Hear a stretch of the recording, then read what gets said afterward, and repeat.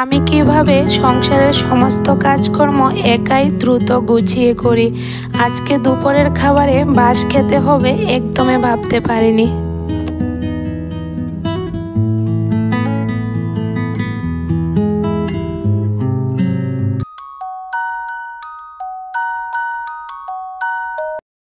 রাধে রাধে বন্ধুরা, good morning. কেমন আছো তোমরা সবাই? আশা করি যে যেখানে আছো ভালো আছো, সুস্থ আছো। আমরাও ভীষণ ভালো আছি। আজকের দিনটা হলো রবিবার, তো একটু লেট করে ঘুম থেকে উঠলাম। প্রতিদিন তো সকালবেলা উঠে যাই, যেহেতু ছেলেটার টিউশন থাকে। এখন হয়তো স্কুলটা নেই, তবে টিউশন কিন্তু প্রতিদিন সকালবেলা 8টার সময় থাকে। তার জন্য কিন্তু আমাকে সকালবেলায় ঘুম থেকে উঠে যেতে হয়। আজকে রবিবার, তাই আর টিউশনও ছিল না, স্কুলও ছিল না। তার জন্য একটু লেট করে ঘুম থেকে উঠেছি। লেট করে ঘুম থেকে উঠেছি বলে এখন কিন্তু কষ্টটা আমারই হচ্ছে, কারণ প্রচুর পরিমাণে গরম পড়ছে। আর দেখবে, গরমের মধ্যে কিন্তু ভোরবেলা উঠে যদি কাজগুলি সেরে নিই না, তাহলে অনেকটা ভালো হয়।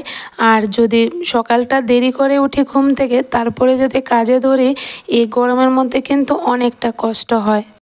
যাই হোক, উঠে গেছি যেহেতু লেট করে, এখন তো আর কিছু করার নেই। তো দেখো, সকালে উঠে কিন্তু বাসি কাজকর্মগুলি সারলাম, তারপরে চা টিফিনটাও করে নিয়েছি। এখন দেখো, অনেকগুলো কাপড় কিন্তু ভিজিয়ে দিলাম। তো কাপড়গুলি এদিকে ভিজতে ভিজতে আমি কি করলাম, বেডরুমটা পরিষ্কার করে নিচ্ছি। আজকে তো বাবাইয়ের পাপাও বাড়িতে আছে, তার জন্য কিন্তু আমার বেশি একটা চিন্তা নেই। কারণ হলো, মেয়েটাকে ও রাখবে, তো আমার আর কাজের বেশি একটা চাপ পড়বে না। তো দেখো, আজকে কি করলাম, টিভির রুমটাকে একটু পরিষ্কার করে নিচ্ছি। এই রুমটাতে জানো তো বেশি একটা আসা যাওয়া হয় না। অনেক সময় ছেলেটা একটু বসে টিভি দেখে, কিন্তু এই ঘরের বিছানাতে কিন্তু আমরা কেউই ঘুমাই না, এটা এমনি পড়ে থাকে। যখন কেউ অতিথি আসে তখনই কিন্তু বিছানাটা সুন্দর করে পেতে রাখি। এখন যেহেতু কেউ ঘুমায় না, তার জন্য কিন্তু বিছানাটা এমনিই পেতে রেখেছি। ঘরের মধ্যে আসা যাওয়া বেশি হোক বা কম হোক, কিন্তু ধুলো কিন্তু পড়তে থাকে। জানি না কোথায় থেকে এত ধুলো পড়ে।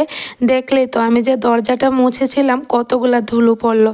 তো একটু হালকা ভিজা ন্যাকড়া দিয়ে কিন্তু আমি দরজা, জানালা, তারপরে টিভিটা সব কিছু ভালো করে মুছে নিয়েছি। এখন মেয়েটার রুমটাও গুছিয়ে নিচ্ছি। তবে এই রুমের জিনিসগুলো আজকে আর মুছবো না, কারণ এই রুমের জিনিসগুলো কয়েকটা দিন আগে মুছেছিলাম, তো একদম পরিষ্কার আছে। তো আজকে আর মুছিনি। আমি কিন্তু সবগুলি রুম একসাথে মুছি না, অল্প অল্প করেই মুছি। একসাথে মুছে কিন্তু আমি সময় করতে পারি না, কারণ সংসারের কিন্তু আরও অনেকগুলো কাজ থাকে। তার জন্য আমি একসাথে মুছি না। তো দেখো, আজকে টিভির রুমটা পরিষ্কার করলাম, আর বাইরে দিয়ে সে দরজা জানালাগুলিও মুছে নিচ্ছি। যেহেতু বাইরে উঠান ঝাড়ু দেওয়া হয়, তারপরে আরও নানান রকমের ধুলোবালি বাতাসের সাথে আসে, তো বাইরে দরজা জানালাগুলো একটু সাদা সাদা হয়ে ধুলো পড়ে আছে। তো দেখো, ভিজা ন্যাকড়াটা দিয়ে একদম ভালোভাবে পরিষ্কার করে মুছে নিচ্ছি। ওরা ভাই বোন ঘরে বসে আছে, তো আমি কিন্তু দরজা লাগিয়ে রেখেছি বাইরে থেকে। জানো তো, মেয়েটার জন্য কিন্তু না হলে কাজ করতে পারি না। ও বারবার এসে আমাকে ডিস্টার্ব করবে, তার জন্য ওরা ভাই বোন ঘরে আছে, আমি বাইরে থেকে কিন্তু কাজগুলি করে নিচ্ছি। তো দেখো, এখানে দরজা জানালা মোছা হয়ে গেছে। এখন এই যে সামনের রুমের দরজাটাও মুছে নিচ্ছি। দরজাগুলি যখন মুছেছি, দেখো কতটা চকচক করছে। আর দেখবে, কাঠের জিনিসপত্র বলো বা যে কোনো জিনিসপত্র, অল্প অল্প ধুলো থাকতে যদি আমরা পরিষ্কার করে নিই, তাহলে কিন্তু জিনিসটা বেশ নতুন থাকে। আর অনেক দিন যদি ধুলো জমে থাকে, এরপরে যদি আমরা পরিষ্কার করি, তখন কিন্তু এটা পরিষ্কার হতে চায় না, আর অনেকটা পুরনো পুরনোও হয়ে যায়। আমার ঘরের জিনিসপত্রগুলো আমি কিন্তু সবসময় একটু একটু করে মুছে পরিষ্কার করে রাখি। বেশি ধুলো পড়তে দিই না, কারণ বেশি ধুলো পড়লে না পুরনো হয়ে যায়। তো আমার ভালো লাগে না, অল্প থাকতে কিন্তু আমি পরিষ্কার করে রাখি। ঘরটা ঝাড় দিচ্ছি, তো প্রায় 8টা বেজে গেছে। ছেলেটা টিউশন স্যার এসে গেছে, তো স্যারকে ঘরের মধ্যে ঢুকিয়ে আবার কিন্তু আমি দরজাটা লাগিয়ে দিয়েছি, কারণ মেয়েটা না হলে বের হয়ে যাবে। আর জানো তো বন্ধুরা, যখন স্যার ছেলেটাকে পড়াতে আসে না, তখন কিন্তু মেয়েটা বেশি দুষ্টামনি করে না, স্যারের সামনে চুপচাপ বসে থাকে বা শুয়ে থাকবে। আর যখন আমাকে দেখে ফেলবে যে আমি ওর সামনে গিয়েছি, তখন কিন্তু সাথে সাথে কান্নাকাটি করে দেয়। তো আবার বার করে নিতে হয়, তার জন্য আমি একদমই শব্দ করিনি, বাইরে থেকে কিন্তু দরজাটা লাগিয়ে চলে আসলাম। ঘর বারান্দা ভালো করে পরিষ্কার করে নিয়েছি, জিনিসপত্র মোছা হয়ে গেল।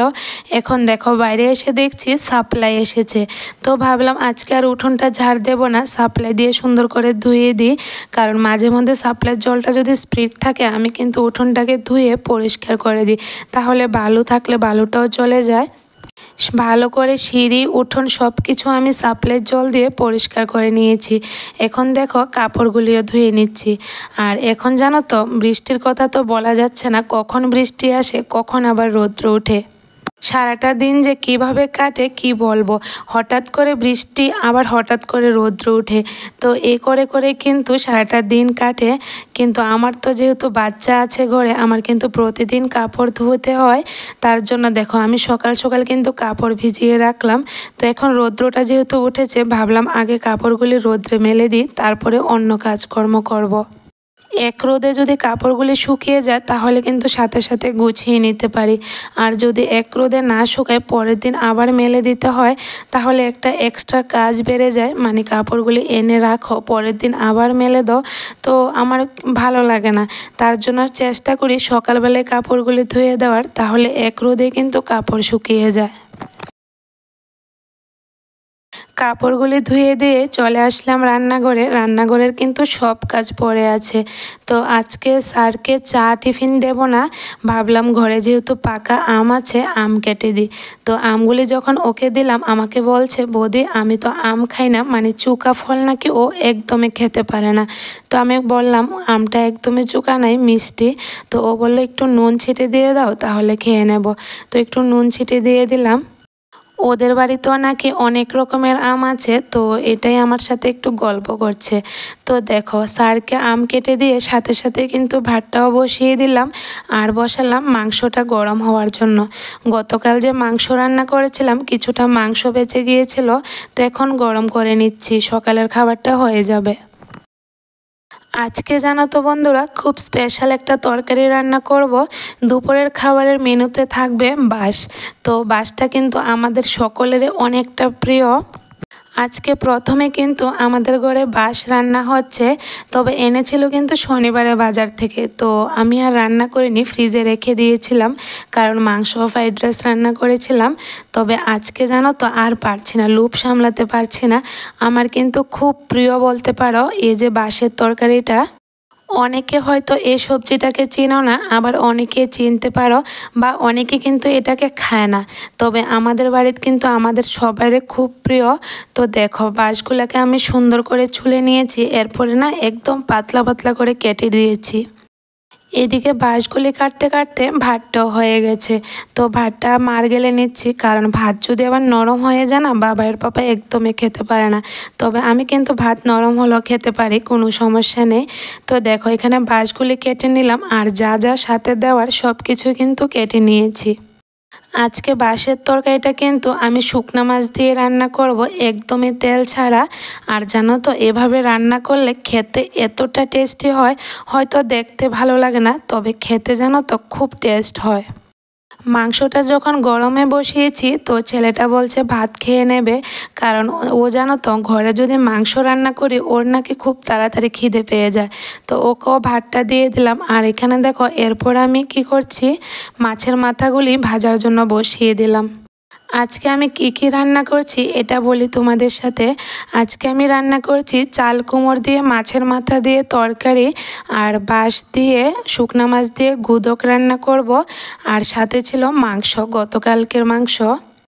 এখানে দেখো বাঁশের তরকারিটা কিন্তু রান্না হয়ে গেছে, আর এখন ভালো করে ছেঁচে নিচ্ছি।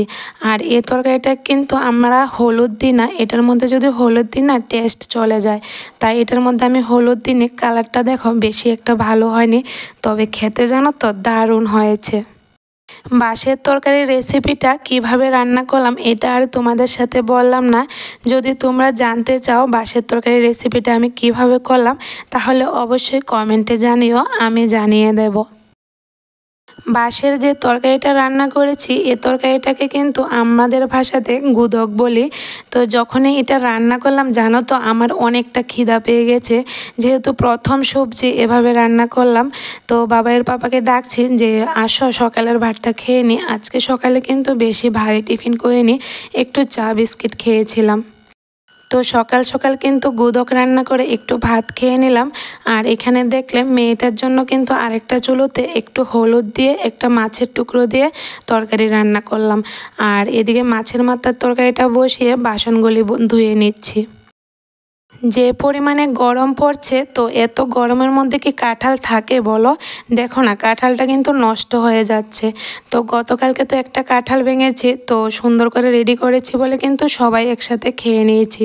তবে এই কাঁঠালটা কিন্তু যেহেতু নষ্ট হয়ে যাচ্ছে, ভাবলাম স্নানের আগে কাঁঠালটাকে আমি রেডি করে নিই।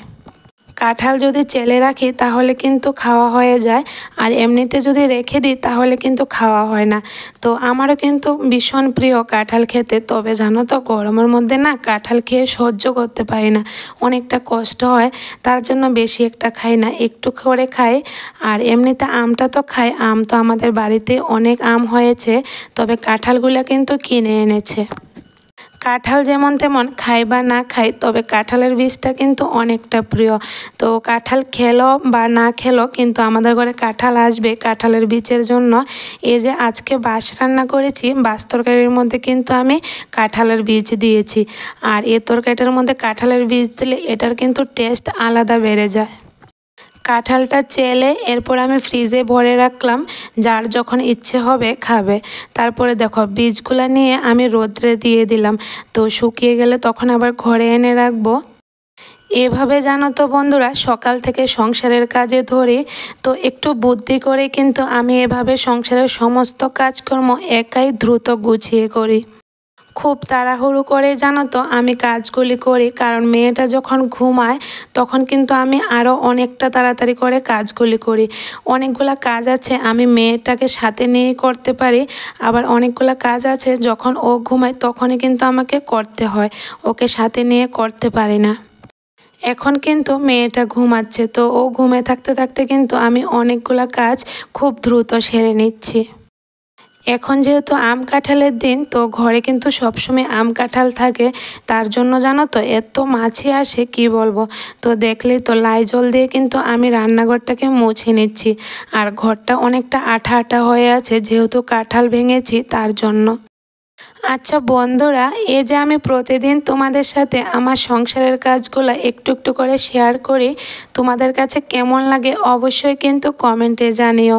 আর একটু হলেও যদি ভালো লেগে থাকে তাহলে একটা লাইক করে দিও, আর চ্যানেলটাকে সাবস্ক্রাইব করে আমার বন্ধু হয়ে আমার পাশে থেকো। তোমাদের একটা লাইকে কিন্তু আমার অনেকটা উপকার হয়। তোমাদের ভালোবাসা থাকলে কিন্তু আমি একটু একটু করে সামনের দিকে এগিয়ে যেতে পারবো। সংসারের সমস্ত কাজ সারতে সারতে দুপুরের খাবারের সময় হয়ে গেছে। তো আজকে দুপুরের খাবারে ছিল বাঁশ, মাংস আর মাছের মাথা দিয়ে চাল কুমড়ো দিয়ে তরকারি। তো চলো বন্ধুরা, আজকের ভিডিওটা এখানে শেষ করি। সবাই ভালো থেকো, সুস্থ থেকো, গুড নাইট।